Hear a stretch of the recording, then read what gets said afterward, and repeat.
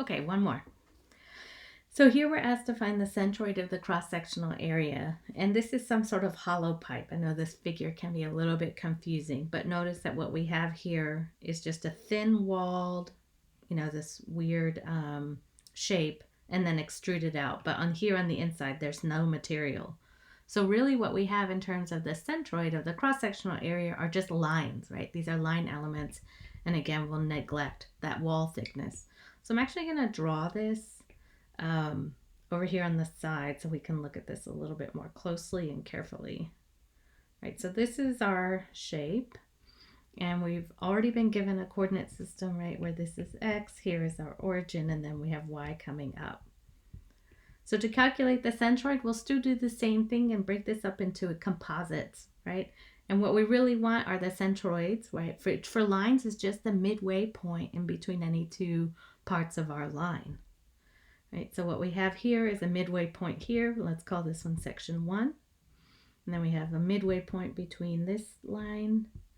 This would be section 2, midway point here, section 3, and then just the midway point here will be section 4. So the coordinates of those centroids, right, are going to be the midway points for each of those individual lines. And then the other thing we'll need is the length of the line. So our general formula, again, is going to be, for example, that our x bar will be equal to the sum of the individual xi's times the length i's divided by the sum of the length i's. And I'll go ahead and move this down here. And then similarly, right, for the yi's, we'll have the same thing, right, that we have some sum of them. So let's do an example here. So to get our table set up, we're going to have the lengths. We're going to have the individual centroidal locations for each of our parts of our cross section, and then the y centroidal locations. And then we have 4 sections here, section 1, 2, 3, and 4. Okay, so the centroidal locations and the lengths for most of these are actually pretty easy. So again, with respect to that coordinate system, for the line on the left, we have the midpoint, right? The height or the length of the line is really easy. It's just the 300. Maybe we'll do the lengths. The length for the diagonal piece, we would base that, right, off of looking at this triangle, and we're given all the geometry here. So notice that this distance here on the side is going to be 200. On the bottom is 200. So we would just use Pythagorean theorem to solve for that, and it'll end up being 200 root 2. The height of 3 is 100. That's given here.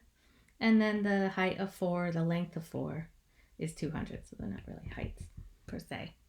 And now to find the centroidal locations. That's again the midway point between each of the lines. So x bar, or individual centroidal location here, right, we just need the coordinate of this midpoint. So with respect to 0, and then this is 300, we can see that this is going to be at 0, 150, right?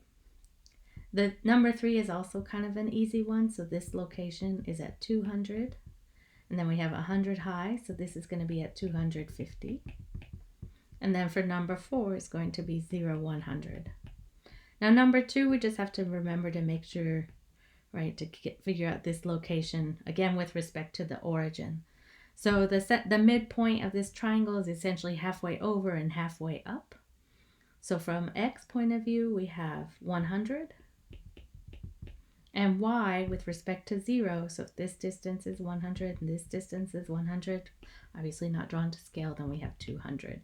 And so now you can just fill those in. So 1 would be 0, 150, 2, 100, 200, 3, 250, and then 4, 0, 100.